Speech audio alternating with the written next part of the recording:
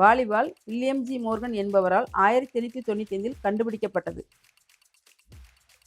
Basketball, tennis, handball மூன்றும் கலந்த ஒரு விளையாட்டு தான் வாலிபால்.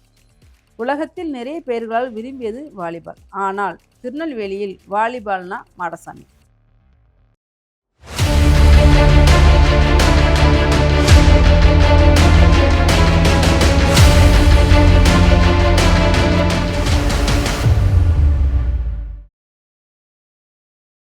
என் அப்பா பேர் வந்து மாடசாமி. ஆனால் எல்லோரும் வந்து வாலிபால் மாடசாமின்னு தான் கூப்பிடுவாங்க. எங்கள் அப்பாவை பற்றி சொல்லணும்னா, அவங்க வந்து ஒரு ஸ்போர்ட்ஸ்னால் ஒரு அடைமொழி அவங்களுக்கு கிடச்சிது. வாலிபாலுங்கிற ஒரு அடைமொழி கிடச்சிது. இந்த அடைமொழியும் வந்து ரஷ்யாவில் வந்து 1952 வேர்ல்டு கப் ஆடும்போது கையால் பந்தை அடித்து உடச்சிட்டாங்க. அப்போ ஜோசப் ஸ்டாலின் கொடுத்த அடைமொழி அது. ரஷ்ய பிரதமர் இருக்கார்ல அதிபர், அவர் கொடுத்த அடைமொழி. திரு வாலிபால் மாடசாமி 1922 மே மாதம் 5ஆம் தேதி சங்கனாங்குளம் என்னும் கிராமத்தில் சிவசுப்பிரமணியன் முப்பராதி அம்மாவுக்கு மூத்த மகனாக பிறந்தார். அப்பா பிறந்தது வந்து 5/5/1922 திருநெல்வேலி மாவட்டம் நாங்குநேரி தாலுகா சங்கனாங்குளத்தில் பிறந்தாங்க அப்பா. வாலிபாலுக்கு ஐயா வந்து சிவசுப்பிரமணிய தேவர். அவங்க வந்து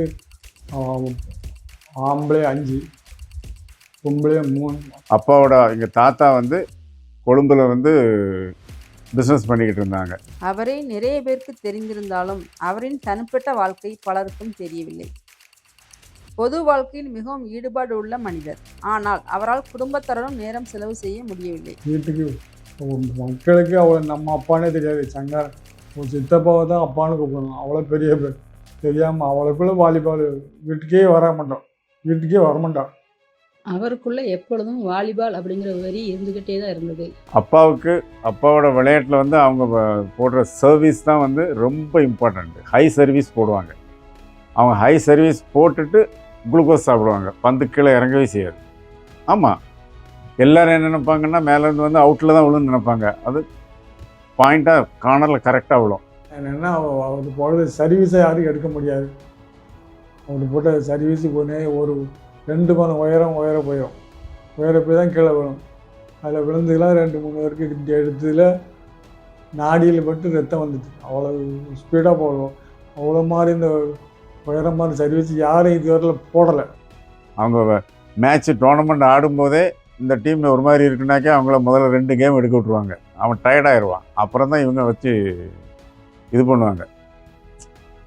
ஆமாம், ஏன்னா இவங்க வந்து 6 மணி நேரம் வெயிலில் விளையாடுறாங்கல்ல. இவங்களுக்கு வந்து ஸ்டெமினா பற்றி டயர்டே ஆகாது. வரவனை வந்து இவன் இப்படி இருக்கான்னு சொல்லியாச்சுன்னா 2 கேம் அவனை எடுக்க விட்ருவாங்க. 3ஆவது கேம்லேருந்து இவங்க ஆரம்பிப்பாங்க. அவன் டயர்டாகிடுவான். ஆமாம், அது பெரிய சைக்காலஜிக்கலாக பெரிய விஷயம் இல்லை. அது ஈஸியாக அடிப்பாங்க. அப்புறம் சொல்லி அடிப்பாங்க. அவருடைய ஸ்மார்ட்னஸ் இருக்குல்ல, அது வந்து யாருக்குமே சாதாரணமாக கிடைக்காது. கிரௌண்டில் இறங்கணும்னா அவருடைய மொழி விதி வேறு மாதிரி ரொம்ப அலர்ட்டாக இருப்பார். அது சாதாரணமாக யாருக்கும் கிடைக்காது. வடக்கன்குளம்னு ஊர் இருக்குது. அங்கே வந்து கண்காடியா ஸ்கூலில் தான் படித்தாங்க. அங்கே படிக்கும்போது தான் அப்பாவுக்கு அங்குள்ள ஒரு ஹெட்மாஸ்டர் அவர் தான் இந்த வாலிபாலை வந்து அப்பாவுக்கு வந்து அறிமுகப்படுத்தினார். ஒவ்வொரு ஊராக வச்சுதானே போனால் விஷயங்களில் விளையாடி வச்சோம். விஷயங்கள எங்கெல்லாமோ விளாடணும். 2 விளாடணும். அவ்வளோ பிளேயரையும் படிச்சுட்டு மற்றது கெட்டாது எங்கெல்லாமோ கடைசியான ரசியாக போச்சு. முதல்ல வந்து விளையாண்டு செலக்ட் ஆனது வந்து திருவாங்கூர் அங்கே இருக்கிற திருவாங்கூர் சமஸ்தானம். அங்கே தான் வந்து வாலிபாலுக்கு வந்து அவங்க நிறைய ஹெல்ப் பண்ணாங்க. திருவாங்கூர் மகாராஜா 1952 திருவாங்கூர் மகாராஜா அவரை உலகக்கோப்பைக்காக ரஷ்யா அனுப்பினார். சோம்நாத் என்பவர் அப்போதைய கேப்டன். இந்தியா அந்த விளையாட்டில் 8ஆம் இடம் பிடித்தது. ரஷ்யா கூட விளையாடும்போது அங்குள்ள குளிர் காரணமாக அங்கே வந்து பயங்கர பனி. அதனால் இவங்களுக்கு வந்து உடல்நிலை ஒத்து வரல. அவர் ரஷ்யாவுக்கு போய் அங்கே போய் இந்தியா இங்குள்ள பால் வந்து தொலி, அங்கே வந்து ரப்பர். அதனால தான் அவங்க தோத்த காரணம். இவங்க வந்து இந்த குளிர்னால வந்து விளையாண்டாலும் இவங்களுக்கு வந்து இவங்களும் ஈக்குவலாக டஃப் ஃபைட் கொடுத்துருக்காங்க. கடைசியில் தான் அப்பா அடித்த பந்து வந்து உடஞ்சி இறங்கி கீழே விழுந்துருச்சு. அதை பார்த்ததுக்கு அப்புறம் தான் அவர் தான் சொன்னார், பந்தை அடித்து உடைக்கவே முடியாது, இருந்தாலும் எவ்வளோ ஸ்ட்ரென்த் இருந்தால் அதை பண்ண முடியும், வாலிபால் அப்படின்னா மாடசாமி தான் அப்படின்னு சொல்லி ஜோசப் ஸ்டாலின் கொடுத்த பட்டம் தான் அது. விளையாட்டை பற்றி எதுவும் தெரியாத அப்பாவின் சப்போர்ட்டால தான் அவர் இவ்வளோ பெரிய இடத்துக்கு வந்தார்.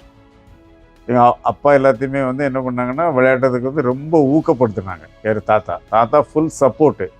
அது இல்லைன்னா இவங்க இந்த அளவுக்கு வந்திருக்க முடியாது. ஏன்னா பணமும் தண்ணியாக செலவு பண்ணாங்க அவங்களுக்கு, யாருக்கு அப்பாவுக்கு எல்லாத்துக்கும். ஆனால் அதை வந்து அவங்க காப்பாற்றி சக்ஸஸ் பண்ணாங்க. அதான் முக்கியம், செலவு பண்ணாலும் சக்ஸஸ் பண்ணாங்க. விளையாடும்போது அப்பாவுக்கு சைக்கிளில் போய் தெரியாமல் ஓடி வச்சுன்னு பார்ப்போம். அப்பா எல்லா விளையாட்டு வீரர்கள் போலவே இவர்களுக்கும் மறக்க முடியாத நல்ல தருணங்கள் உண்டு.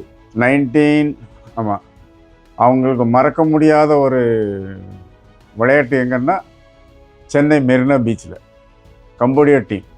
அவங்க தான் வருஷம் ஜெயிப்பாங்க. இவங்க ஃபஸ்ட் டைம் உள்ளே போய் ஃபைனலுக்கு வந்தாங்க. அப்போ ஆடியன்ஸ் எல்லாமே என்ன பண்ணாங்கன்னாக்கா சத்தம் போடுவாங்கள்ல, அது அவங்க வருஷம் ஜெயிக்கிற டீமில். அதனால் இவங்களுக்கு எல்லாத்துக்கும் கோவம் வந்துருச்சு.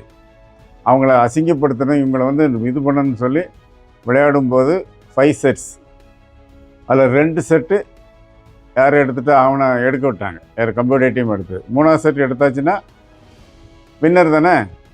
ஆனால் இவங்க என்ன பண்ணாங்கன்னா கண்டினியூவாக 3 செட்டும் எடுத்தாங்க. 4ஆவது செட்டு முடிஞ்சதுக்கப்புறம் ஃபைனல் டெஸ்ட்டில் வந்து என்ன பண்ணாங்கன்னா அவங்கள அசிங்கப்படுத்துறதுக்காக, நீ 7 பாயிண்ட் எடுத்தால் போதும், நீ கப்பை கொண்டு போ அப்படின்னு சொல்லி லவ் செட்டில் வச்சு அடித்தாங்க. அதான் அப்பா வாழ்க்கையில் வந்து மறக்க முடியாத விளையாட்டு. நிறைய அவார்டு, கப்பு வந்து கணக்கில்லைன்னு ஏன். ஆனால் லேட்டஸ்ட்டாக கொடுத்தது எஸ்ஏ ராஜா 1, சிவந்தி ஆதித்தனோட தமிழ்நாடு அசோசியேஷனோட முதல் அவார்டு அப்பாவுக்கு தான்.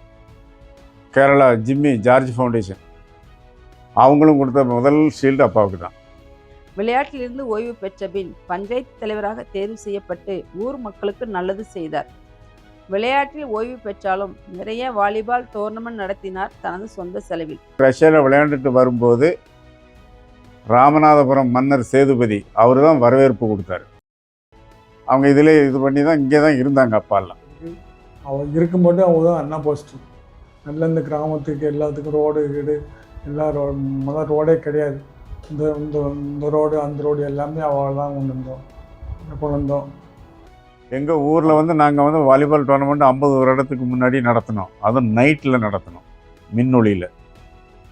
எங்கள் ஊர் சின்ன ஊர், ஆனாலும் வெளியிலேருந்து வந்த ஸ்டேட் லெவல் மேட்ச் நடத்தினோம் டோர்னமெண்ட்டு. அதில் வந்து எல்லாத்துக்கும் வந்து டெய்லி அவங்களுக்கு அவங்க நினச்சி பார்க்காத அளவுக்கு அறுசுவை விருந்து, எல்லாத்துக்கும் மட்டன் சிக்கன் எல்லாமே நல்லபடியாக பண்ணி எங்கள் கிராமத்தில் வந்து அவங்கெல்லாம் வந்து விளையாண்டுட்டு போனவங்க அவ்வளோ பேருமே ரொம்ப மகிழ்ச்சியோடு போனாங்க. இங்கே நம்ம ஊரில் இங்கே 2-3 டோர்னமெண்ட் நடத்தினோம்.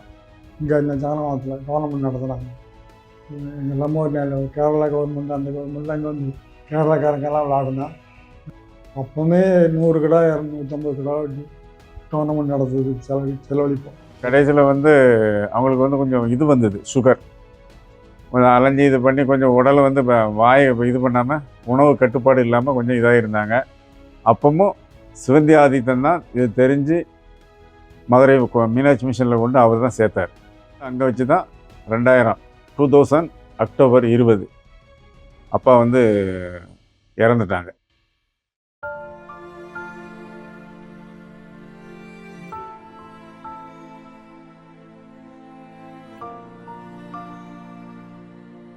அவருக்கு பிடித்த வாலிபாலையும் தாண்டி மக்களுக்கு நிறைய உதவிகள் செய்தார்.